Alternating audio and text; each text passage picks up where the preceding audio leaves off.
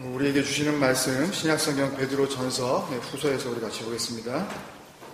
베드로전서 1장 1절부터 5장 14절까지였고 본문이 베드로후서 1장 1절부터 또 3장 18절까지였죠. 다 읽으셨는데 같이 읽기는 베드로전서 1장 1절부터 9절까지 같이 교독하겠습니다.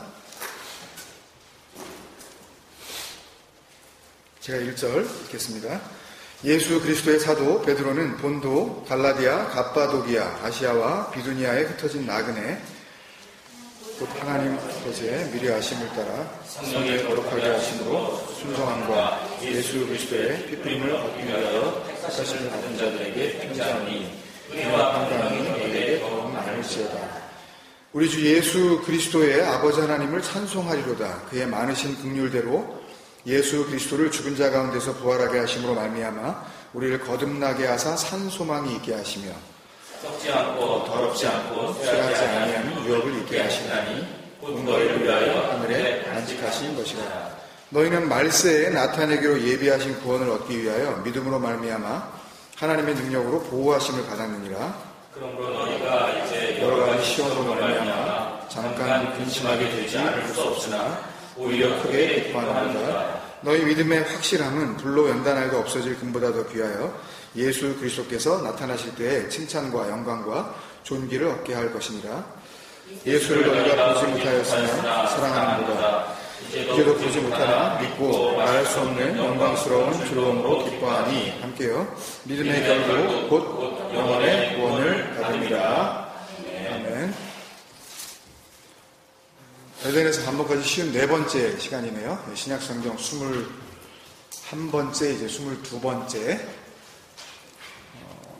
다음에 이제 요한 1, 2, 3서는 다음 주에 우리 시작되는 전교인 캠프 수련회 때에 나누어서 하고, 마지막 주에, 올해 마지막 주에 이제 유다서, 그리고 송구영신 예배는 그냥 교회에서 드리겠습니다.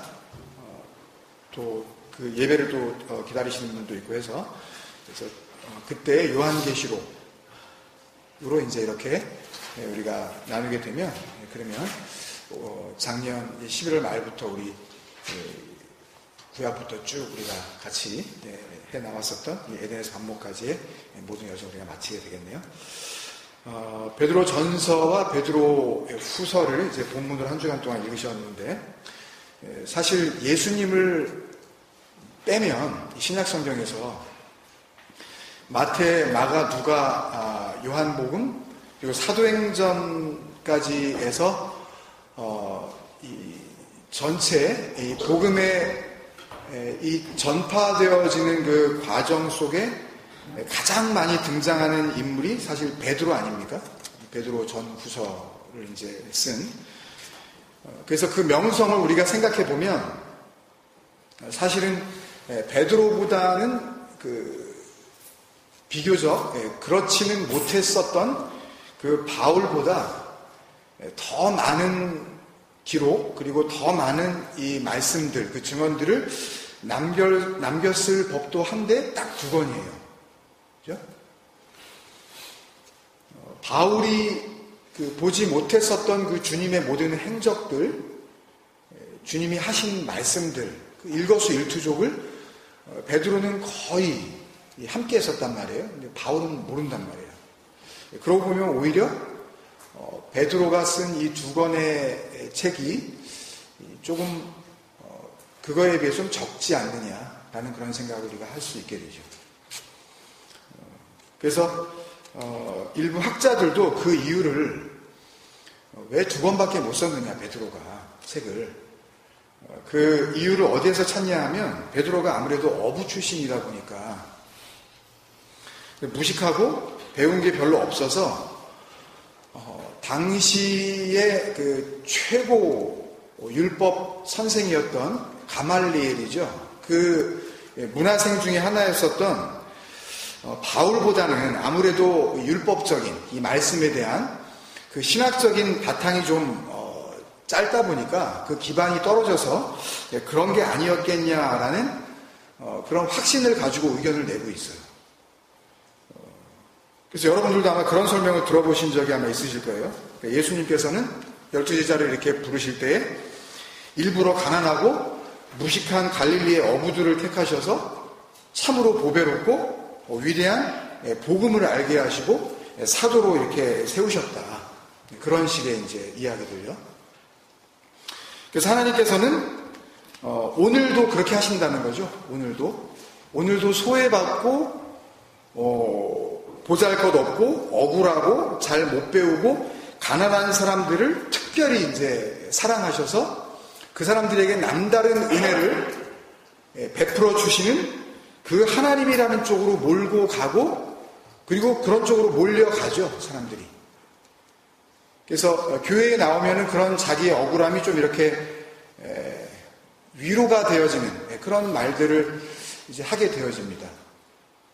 근데 성경은 사실 계속해서 우리에게 하나님께서는 그 보이는 게 아니라 그 보이지 않는 소망으로 우리를 구원하시고 위로하시는 거라고 하시는데 이상하게도 오늘날 교회와 그 성도들은 그 하나님을 가르치고 배우고 섬긴다고 하면서 가면 갈수록 그 보여지는 것을 통한 그 결과와 현상을 가지고 축복을 받았느냐 아니면 구원을 받았느냐 믿음이 있느냐 없느냐를 이야기를 해요.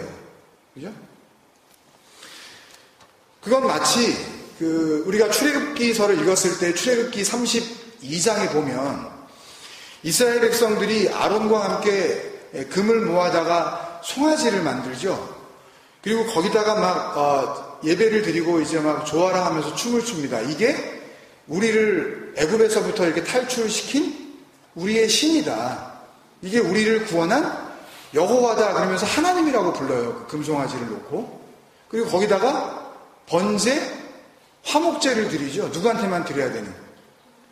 그 진짜 하나님한테만 드려야 되는 그거를 송아지를 만들어 놓고.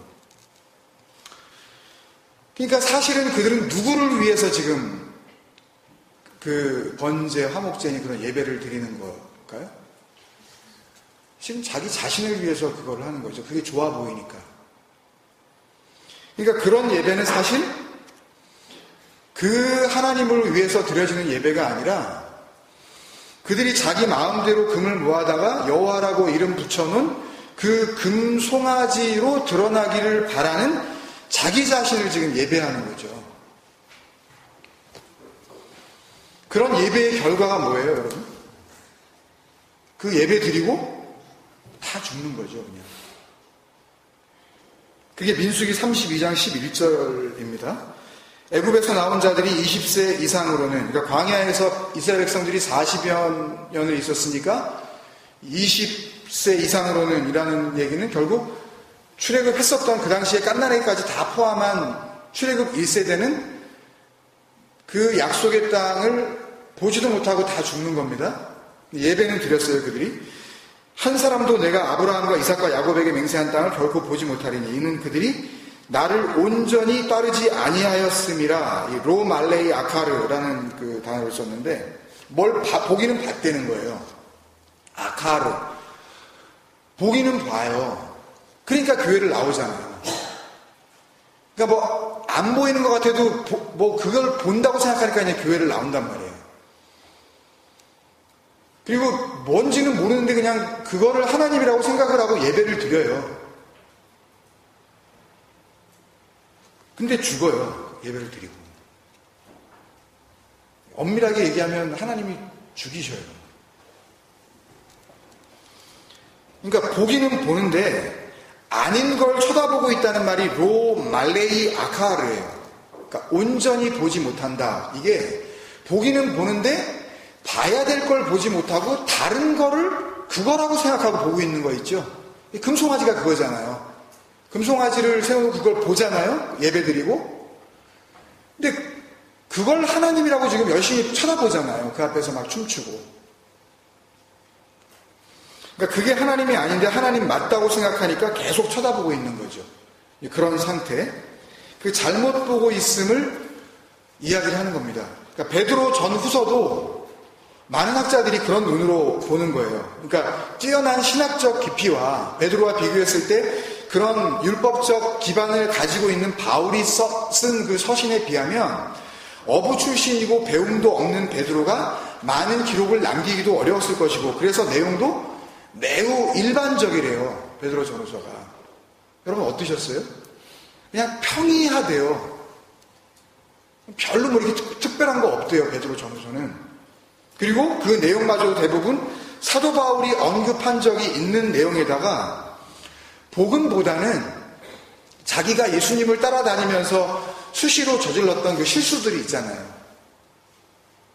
그런 적 있잖아요. 막 뭐 잘했다가 막 사탄아 소리도 듣고, 뭐 3번 부인하기도 하고, 뭐 그런 것들을 이제 그 거울 삼아서 그렇게 살지 말라고 실천적 교훈들을 많이 담고 있는 걸로 그렇게 베드로 전후서를 해석들을 해요. 그래서 지난주에 우리가 나눴었던 야고보서와 함께 신약의 대표적인 기독교 실천서, Practical Manual. 그러니까 어떻게 하나님을 믿는 성도들이 성도답게 살아야 할 것인가에 대한 그 명령들을 담고 있는 또 한 권의 책이 베드로 전후서 정도로 이것을 이렇게 봅니다, 이걸요. 그렇게 보니까 이 베드로 전서부터 어떻게 눈에 보이냐 하면, 베드로 전서 주제가 15절에 나오는 그 내용으로 보여요. 그러니까 모든 행실에 거룩한 자가 되라 로 보고, 베드로 전서 1장의 주제는 거룩한 행실, 성도의 거룩한 행실, 이렇게. 그러니까 베드로 자신이 뭔가 거룩하지 못한 행실로 주님을 그렇게 힘들게 했으니까 이제는 너희들은 그렇게 살지 말라라는 그런 교훈으로 이걸 갖다가 풀어내기 시작을 했단 말이죠. 그리고 베드로전서 2장의 주제 같은 경우에는 12절부터 이제 뒤에 쭉 여러 번 나오는데, 그 행실을 선하게 가져로 표현이 된 사회 제도에 대한 순종이라 그럽니다. 그러니까 찬양할 때 우리가 같이 그렇게 고백한 것처럼 베드로전서 2장 9절은 굉장히 유명하잖아요. 그죠? 너희는 택하신 족속이요 왕같은 제사장이요 거룩한 나라요 그게 소유가 된 백성이니. 이게 다 뭐예요? 그게 됐다는 거 아니에요. 우리 카페에도 그 글로 올리신 그 내용 to be의 문제 아니에요.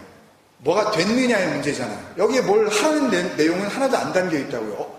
어떤 수를 써서 우리가 왕 같은 제사장이 되겠냐고요.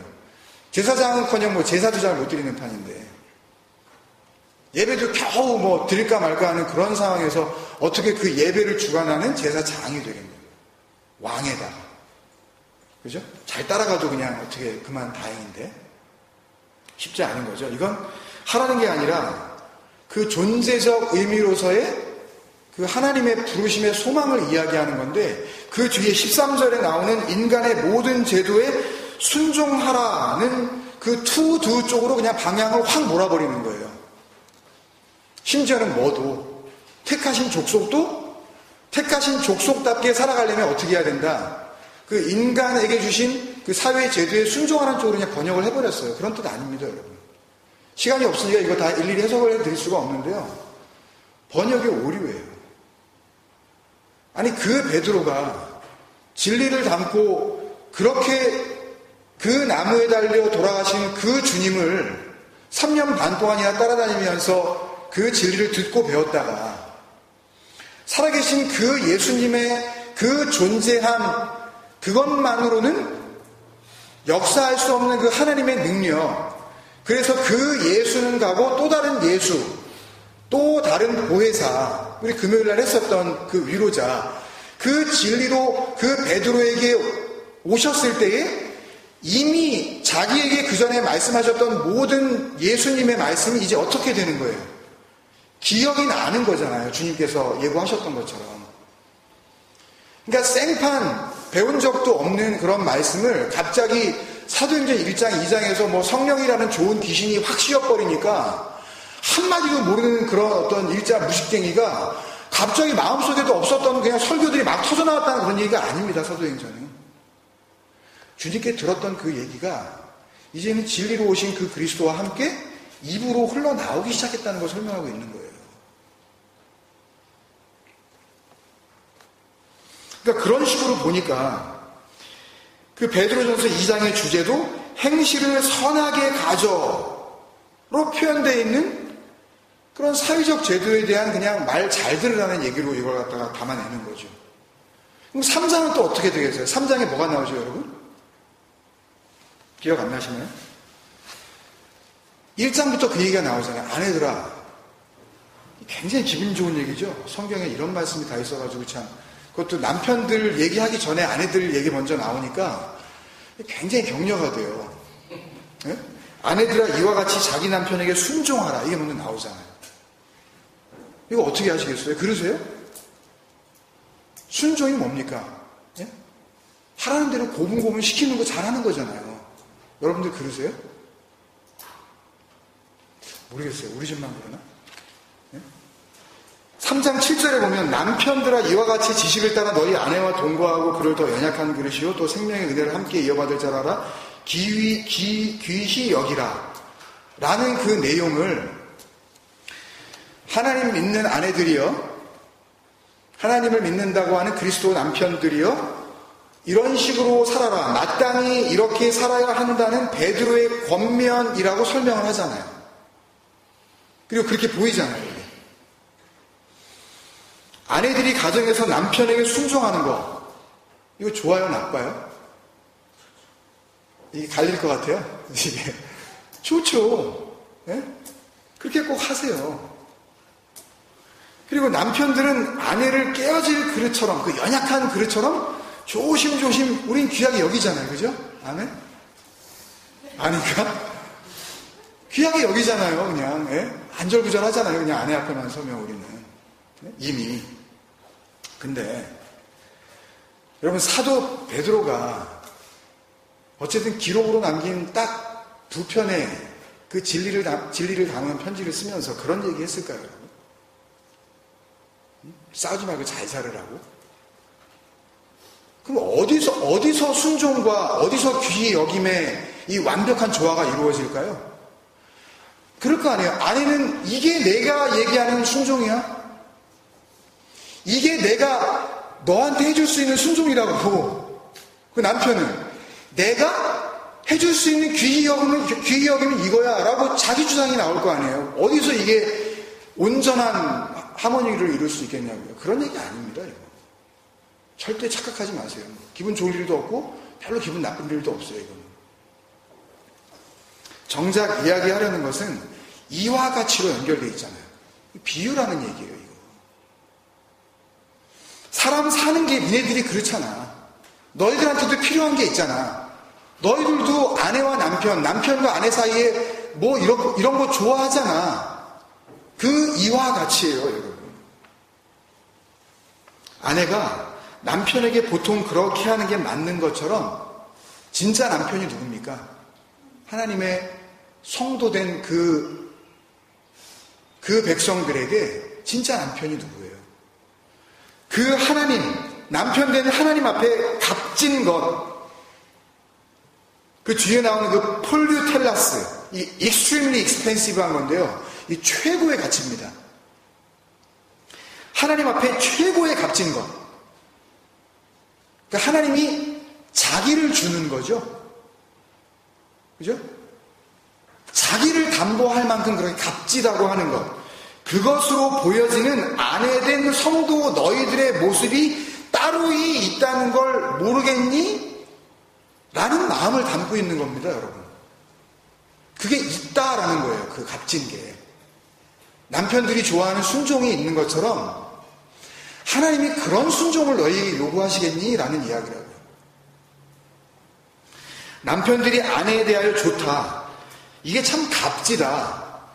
라고 생각하는 게 있는 것처럼 하나님도 그 택하신 족속, 그 왕같은 제사장, 그의 나라된 그 백성들을 향하여서 정말 값지다고 하는 게 있을 거 아니냐는 그 진리를 설명해 주려고 이와 가치를 꺼낸 거라고요. 그게 베드로전서 3장 3절 4절이죠. 제가 읽을게요. 너희의 단장은 머리를 꾸미고 금을 차고 아름다운 옷을 입는 외모로 하지 말고 근데 그 남편은 뭘 좋아해요? 그 남편은 이걸 좋아하잖아요. 머리를 꾸미고, 이걸 차고, 이렇게. 그리고 이쁜 옷 입고. 근데 너희는 그런 걸로, 그런 눈에 보이는 걸로 하지 말고, 그 다음에 뭐예요? 오직 마음에 숨은 사람을, 번역이 애매하게 됐는데, 이게 뭐겠어요? 마음에 사람이 숨어 있대요? 이걸 읽으시면서 이해가 되셨어요? 이런 데서 막히면은 사실은 오도 가도 못합니다, 여러분. 베드로 전서 굉장히 어렵게 느껴질 수밖에 없어요. 오직 마음에 숨은 사람을 온유하고 안정한 심령에 썩지 아니할 것으로 하라. 이게 뭔 소리예요? 한국말인데 알아듣겠습니까, 이거? 이는 하나님 앞에 값진 것이라. 뜬금없이 값진 게 툭 나와버려요. 뭔 소리인지도 모르겠는데. 사람 남편은, 니네들 사람 남편은 눈에 보이는 아내의 외모, 치상하는 거 이런 거, 머리하고 금차고 이쁜 옷 사입고 그런 걸, 그런 행동을 순종이라 그러지. 하나님 남편은 그 사람 안에 숨겨진 그 마음을 순종이라 그래요. 그 얘기예요. 그 뭐 숨겨진 사람이 뭐 나오고 그걸 설명해 주기 위해서 사용한 샘플이 그겁니다. 아내들이요, 남편에게 순종하라. 이와 같이. 그래서 자꾸 이와 같이 그러는 거예요. 남편들, 인간 남편들이 그걸 순종으로 보는 것처럼 하나님의 원함이라는 게 있다. 그래서 7절에 또 남편 이야기를 하다가 갑자기 기도 얘기가 확 나와버리잖아요. 그러니까 이 진리를 이해를 하지 못하면 이게 뭔 소린가 그냥 계속 충격적인 거예요. 그래서 기도, 프로시코마니가 나오는 거죠. 그 하나님의 원함이, 그 원함이 끊어지지 않기 위해서, 그게 막히지 않기 위해서, 엔콥토라는 이야기는 cut into, 이렇게 chop up, 잘라버리는 거예요. 그러니까 하나님의 원함이 그 안에 된 성도들에게 이렇게 흘러내려와야 되는데, 그 순종이라는 것을 오해하게 되어지면 그 프로시코마이, 하나님의 그 기도, 그게 또 우리에게 전달되어져서 우리의 기도, 우리의 원함이 돼야 되는 거 아니에요.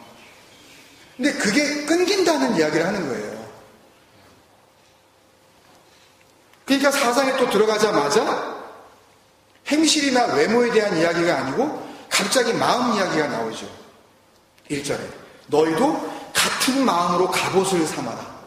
마음으로 되게 하라. 이런 이야기라고요, 지금.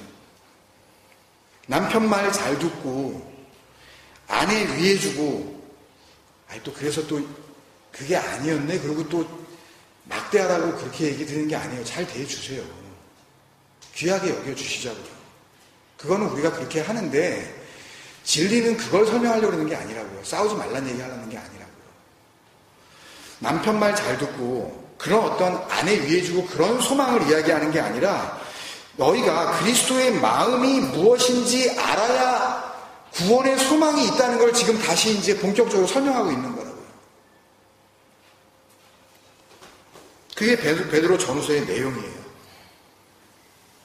결코 사도 바울이 전한 그 모든 복음보다 질 떨어지거나 그러지 않습니다. 수준 없지 않아요. 어떤 면으로 보면요, 그 표현이 굉장히 아름다워요. 거기다가 듣는 사람의 그 수준에 맞춰서 그 깊은 배려까지 막 느껴져요. 그게 그 다음 절에 나오거든요. 베드로전서 4장 2절요. 그 후로는 다시 사람의 정욕을 따르지 않고 하나님의 뜻을 따라 육체의 남은 때를 살게 하려 함이라. 이게 또 무슨 소리인지 아시겠어요? 베드로가 지금 무슨 얘기를 하는 거냐 하면, 하나님께서 너희에게 정말 값지다고 하는 것, 너희에게 다른 거 원하지 않아. 정말 값지다고 하는 것, 그게 그리스도와 같은 마음으로 너희 옷을 삼게 하시는 건데, 그렇게 하신 이유가 뭔지 아니? 그리고 이렇게 친절하게 2절로 지금 설명을 해주는 거예요, 여러분. 와 닿으세요? 여기에 하나님의 뜻을 따라 라는 말이 나오는데, 그렇게 번역된 헬라어 원문은요, 알라 델레마 데우스입니다. 오직 델레마 데우스. 이거 우리 에베소서 할 때 너무너무 정확하게 배웠던 거죠. 정관사 호가 없어요. 그냥 데우스예요. 그럼 그렇지. 베드로가 헬라어가 짧네. 바울은 헬라어에 능통했는데 베드로는 짧아. 가방끈이 짧아가지고 실수에 연발을 한 거야. 하나님에다가 거기다가 안 붙였네? 아니요. 다 잘 붙였어요.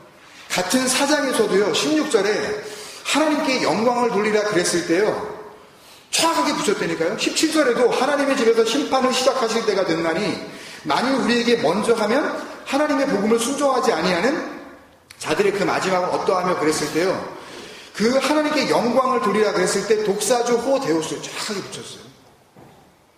그 하나님께 영광을 돌려라.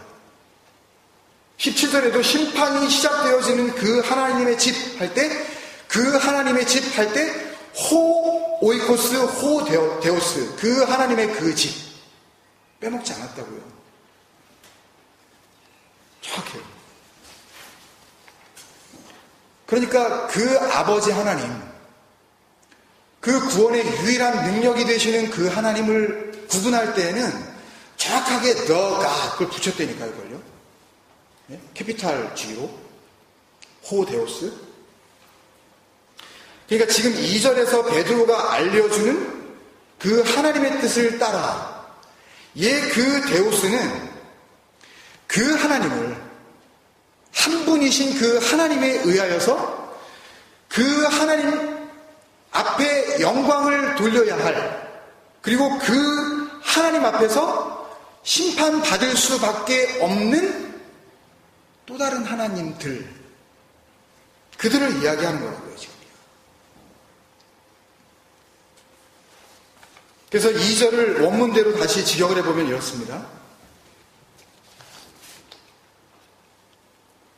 너희가 육신 안에서 남은 시간을 살 때, 그 크로노스라는 단어를 썼는데, 짧게 말씀드리면 성경에는 하나님께서 때가 참해라고 할 때에 카이로스라는 하나님의 시간이 따로 구분되어졌는가 하면, 그냥 인간들이 태어나서 숨쉬고 살다가 죽음으로 끝마쳐지는 그냥 이렇게 일직선상으로 쭉 그냥 가고 마는 그런 일반적인 시간, 이 크로노스로 분명히 구분하는데, 여기에 나오는 시간은 그 하나님의 완성의 때를 의미하는 카이로스가 아니라 인간들이 그냥 밥 먹고 살다가 그냥 이렇게 쭉 살다가 가버리는 그 시간, 크로노스를 이야기하고 있는 거예요.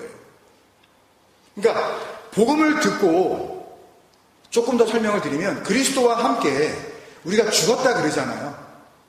바울서신을 통해서 우리가 배우고 고백하고 믿는 거 아니에요. 그걸 깨달았잖아요, 진리로. 내가 죽었구나. 그거잖아요. 죽었는데 근데 살아있네요? 그러면 이건 뭐예요? 그게 뭐예요? 육신 안에서 남은 크로노스의 시간을 그냥 보내고 있는 거예요. 보내야 되잖아요. 그렇다고 알았다고 그러면 목숨을 끊어요? 그럴 수는 없잖아요. 그게 하나님의 원함이 아닌데, 그렇게 살 때에 더 이상 사람의 정욕, 안트로포스 에피투미아라고 썼는데요, 인간의 탐심, 율법적 탐심. 그러니까 이 땅에 살기는 사는데 더 이상 그 율법적 탐심이 아닌 알라 델레마 데오스, 신됨의 기쁨을 누리고 사는 존재가 되게 하기 위함이라, 이거라고요, 여러분. 그러니까 하나님을 잘 믿으려면 뭘 좀 열심히 해보지, 그런 의미는 하나도 없어요, 여기에. 하나님께서 너를 어떤 존재로 만들어 가시는지를 이제 너희들이 좀 알겠니? 라는 그 구원과 복음의 진리를 가득 담아내고 있는 겁니다. 그러니까 다시 말씀드리지만, 또 to do의 의미가 아닌, 그런 문제가 아닌 to be의 문제가 어떻게 해결되어지는지를 설명하고 있는 거라고요, 우리에게. 베드로가 이 문제를 너무나 잘 알고 있었기 때문에 그 밑에 나오는 베드로전서 4장 8절에 정말 위대한 이 복음의 선포가 한 줄로 우리에게 요약되어져서 잘 설명이 됩니다. 어떻게 보면 베드로 전후서의 핵심이 여기에 담겨 있다고 그렇게 생각이 들 정도로 굉장히 중요한 복음이 여기에 있어요.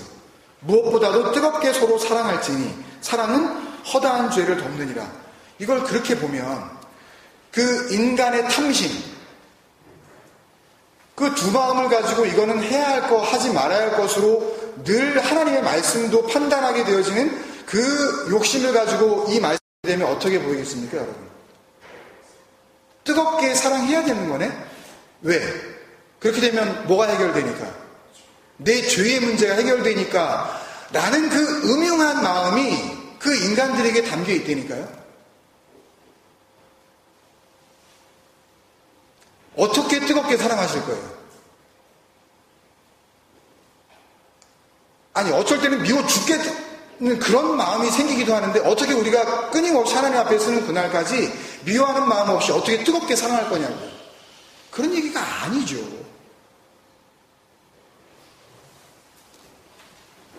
뜨겁게 사랑하면 죄가 많아도 덮어진다 그러니까 죄가 많은 사람일수록 애들을 그냥 확 사랑해버리자 그냥.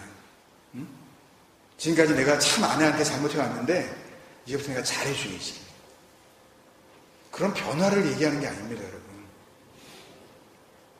원문대로 보면 무엇보다도 라고 한 이 프로판톤이라는 단어는요, 우리가 마태복음에서 잘 아는 마태복음 6장 33절에 그러므로 너희는 먼저 그의 나라와 그의 의를 구하라 했을 때 그 먼저 있잖아요. 그게 먼저 구하고 그 다음에 하나님의 의 구한 다음에 그 다음에 두 번째는 딴 거 구해. 뭘 먹을까 마실까 이런 거 구해. 그런 의미가 아닙니다, 여러분. 무엇보다도 라는 그런 의미가 잘 해석을 한 건데 언제나예요, 그냥. 이것밖에 없어. 너희에게 필요한 거는 이거 말고는 없다. 그 단어가 프로판톤, 무엇보다도예요. 무엇보다도 이게 유일한 길이야. 이게 너희가 살 유일한 길이야. 그러면 무슨 얘기가 나오겠어요? 그 길, 그 유일한 길, 유일한 진리, 유일한 생명되는 누구 얘기가 나오겠냐고요? 그리스도 얘기가 나와야죠, 당연히. 우리한테 뭘 하라는 얘기가 아니란 말이에요. 근데 그 탐심의 눈으로 이걸 갖다가 이글거리는 그 음흉한 마음을 보면 사랑해버려야 되겠네. 응? 죄 다 덮어버리게 그냥. 그래서 먼저 그 죄에 나오는 내용이 뭐냐면 먼저 서로가 아니라 너희 자신을 위하여, 그런 뜻이에요. 너희 자신을 위하여 아가페 에크테네스. 에크테네스는 without ceasing입니다. 그러니까 멈추지 않는 거예요. 어떻게 그럴 수 있어요? 아니, 인간 중에 누구 한 사람이라도 이럴 수 있어요? 멈추지 않는 사람. without ceasing, unceased. 그런 사람이 가능하냐고요. 얘를 악물고 사랑해 보려고 해도 잘 안 되는 거 아니에요, 이건요. 멈칫멈칫 하잖아요. 하나님으로 설명하는 이름이죠, 이건. 멈추지 않는 사랑. 먼저 너희 자신을 위하여 그 멈추지 않는 사랑. 아가페 에크테네스. 뜨거운 사랑이라고 해석해도 좋아요. 근데 그게 나한테서 나오는 게 아니에요, 그건. 하늘로부터 내려오는 거죠. 그걸로 우리가 사는 거 아닙니까? 그 사랑으로. 그게 뭐예요? 우리가 아직 죄인 되었을 때 그리스도께서 우리를 위하여 죽으심으로 하나님께서 우리에게 대한 자기의 사랑을 그 사랑 아니에요. 내가 그 사랑이다, 내 사랑은. 그거라고요, 이 멈추지 않는 사랑은요, 여러분. 그것을 그 히브리서 할 때 마지막에 했던 말 기억나시는지 모르겠는데, 그 아네오마이, 그 위로 나다, 위로 존재하다, 그런 의미의 단어 그 설명드린 적이 있는데, 권면이라고 했을 때 이때 그 쓰인 단어와 같은 단어고 에코라는 단어가 쓰였어요. 그러니까 그게 되라라는 이야기예요. 그러니까 먼저 너희는 항상 언제나 너희 자신을 위하여 그 멈추지 않는 사랑이 되라, 그거예요. 멈추지 않는 사랑을 너희 마음으로 간직해라, 킵해라, 이거라고요. 그 사랑이 뭔지 모르는데 어떻게 간직을 하겠냐고요. 그 복음을 모르는데. 그러면 그렇게 되면 어떤 일이 벌어진대요? 그 다음에 그 아가페가 뭐를 한대요? 죄를 덮어버린대요. 그 아가페, 그 하나님께서, 그 사랑의 하나님께서 너희의 그 죄로 꽉 차 있는 상태, 그 허다한 죄들이라고 한 그 단어가 플레토스 하마르티아, 하마르티아는 잘 아니까 죄, 하마르티아. 플레토스, 꽉 찬 겁니다, 그냥. 그러니까 죄밖에 없는 그런 상태인 거예요. 그 탐욕스러운 마음, 그 허다한 죄들을 덮는데요. 그럼 한번 여러분 생각을 해보세요. 죄가 있어요. 그냥 그 꽉 찬 죄가 지금 있다고요. 근데 그 죄 위에 하나님이라는 그 사랑이 와서 덮어버려요. 그럼 어떻게 되겠어요? 그 사랑이라는 것 밑에 뭐가 있어요? 죄가 그대로 있잖아요. 그런 의미가 아닙니다, 여러분. 이 덮는다로 번역한 이 칼립토라는 단어는요, 훔쳐가다라는 단어예요. To steal. 쥐도 새도 모르게 도둑처럼 그냥 가져가 버리다. 그냥 덮으시는데, 덮는다고 그래도 좋아요. 근데 그렇게 덮는 게 아니라 놔두고 거기다가 덮으면 그 안에 다 썩을 거 아니에요. 그 썩은 거 랩 잘하면 뭐 하겠어요, 그거. 계속 썩는 거지, 죄로. 그 죄된 것을 사랑을 넘겨주고 그 꽉 찬 죄를 그냥 가져가 버리신대요. 그게 칼립토예요. 할렐루야 아닙니까, 여러분? 그게 복음이에요. 그러니까 그 사랑이 그 죄들을 감쪽같이 눈 깜짝할 사이에 쥐도 새도 모르게 도둑처럼 그냥 훔쳐가 버리셨대요. 얼마나 감사한지요. 여러분, 이게 복음의 스토리고 진리의 내용 아닙니까? 로마서 8장 35절에 누가 우리를 그리스도의 사랑에서 끊으리요. 그 사랑 안 끊어진다. 환난이나 공고나 박해나 기근이나 적신이나 위험이나 칼이랴. 다른 어떤 피조물이라도 우리 주 예수 그리스도 안에 있는 하나님의 사랑, 그게 뭐였어요? 아까 얘기한 거. 그 뜨거운 사랑. 아가페 에크테네스. 그 멈추지 않는 그 사랑. 그러니 바울이 받은 그 사랑을 누구도 받은 겁니까? 무식하다고 못 받은 거예요? 아니에요. 놀랍도록 받았다고요. 끊을 수 없으리라. 이거 말고, 이런 복음 말고, 이런 은혜 말고, 이런 진리 말고 다른 진리는 없으니까 자신 있게 얘기하잖아요. 베드로전서를 마치면서. 이것만이 참된 하나님의 은혜야. 알리테이아 카리스. 진리의 은혜야. 누구도 하지 못한 이야기를 합니다, 지금. 진리의 은혜야. 그러니까 이 은혜 위에만 히스테미, 굳게 서라. 이게 약속의 기둥이야. 그러면 너희는 스타우로스, 십자가로 쓰게 되는 거야. 네가 그리스도야. 이 언약 붙잡으면 네가 하나님의 아들이야. 그걸 지금 이야기하고 있는 거라고요. 다른 거 바라보지 마.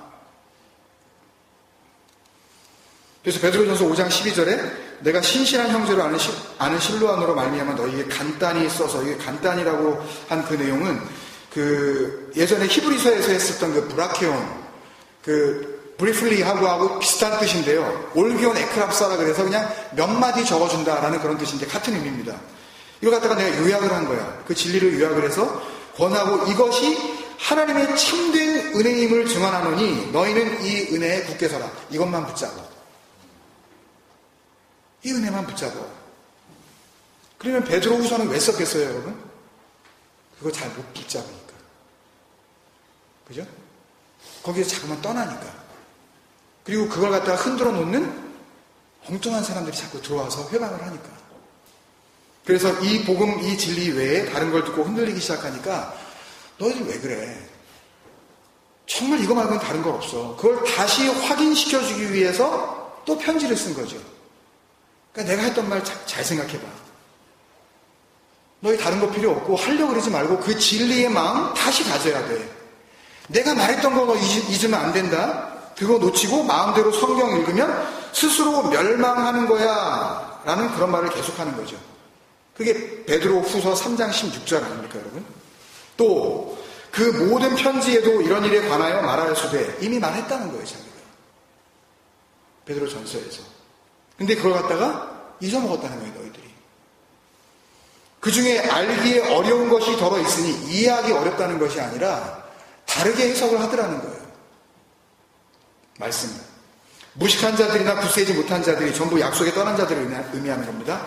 다른 성경과 같이 그것도 억지로 풀다가 스스로 멸망에 이르느니라. 억지로 풀다라고 한 이 의미는요, 두 마음으로 보다라는 그런 뜻입니다. 그러니까 억지로 푸는 게 그냥 막 사사로이 내가 그냥 어거지로 풀어야지, 잘 모르겠는데 막 이렇게 한번 해석을 해봐야지가 아니라 해석을 해요. 모든 사람들이 성경을 보고 이걸 갖다가 설교로 소화를 하잖아요. 여러분들은 그걸 일주일 동안 읽으셨고, 그렇게 사사로이 그걸 읽는 데니까요. 말씀으로 은혜를 받는데, 근데 그게 두 마음을 가지고 읽는 거래요. 그게 베드로서 3장 16절에 그 억지로 풀다가 아닙니다. 그렇게 두 마음을 가지고 말씀을 보면 어떻게 돼요? 어떻게 돼요? 스스로 멸망에 이르는 거예요. 그 멸망으로 그냥 자기가 가고 있는 거라고 얘기를 하는 거예요. 그래서 그러지 말라고. 그래서 쓴 편지가 베드로후서라고 하는 이야기들을 증명하는 것이 베드로후서 1장 12절 그리고 3장 1절이죠. 같은 내용이지만 3장 1절 2절만 제가 읽겠습니다. 사랑하는 자들아, 내가 이제 이 둘째 편지를 너희에게 쓰노니 이 두 편지로, 그죠? 너희의 진실한 마음을 일깨워. 원하는 게 뭐예요? 진실한 마음이에요. 그 진리 가운데 거한 그 마음을 일깨워 그것을 다시 세워서 생각나게 하여, 곧 거룩한 선지자들이 예언한 말씀과 주되신 구주께서 너희의 사도들을 말미암아 명하신 것을 같은 단어예요. 기억하게 하려 하노라. 생각나게 하려고. 너희들이 잊은 것 같아. 복음이 뭔지. 왜 그러고 살아? 너희들이 진리가 뭔지 기억하지 못하는 것 같아. 내가 그것을 다시 기억하게 하려고 휘포 미나스코. 이게 에베소서에서 우리 여러 번 배웠었던 그 무네모니오의 원형 미나스코입니다. 진리를 잘 생각해봐. 근데 그걸 그거를 다시 한번 잘 생각해봐. 그거예요. 너희들 제발 그러지 말고 그 진리를 니네 마음대로 해석하지 말고 니네 그 탐심의 마음으로 그렇게 붙잡지 말고 내가 얘기한 그 진리의 마음을 가지고 이거 한번 다시 잘 봐봐. 그게 생각나게 하려, 기억나게 하려, 휘포 미나스코. 진리로 좀 잘 좀 봐봐.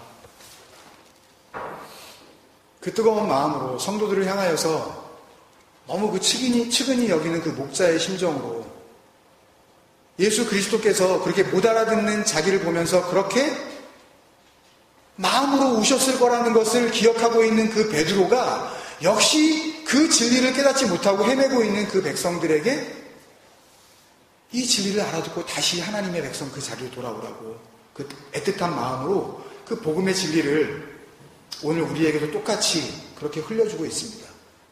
2000년 전 그 사도의 신실함을 우리가 생각하면서 그 말씀 안에 담겨진 하나님의 그 사랑을 우리가 기억하면서 베드로후서 3장 마지막 2절 말씀 17절 18절 말씀인데요. 우리 같이 읽고 마치도록 하겠습니다.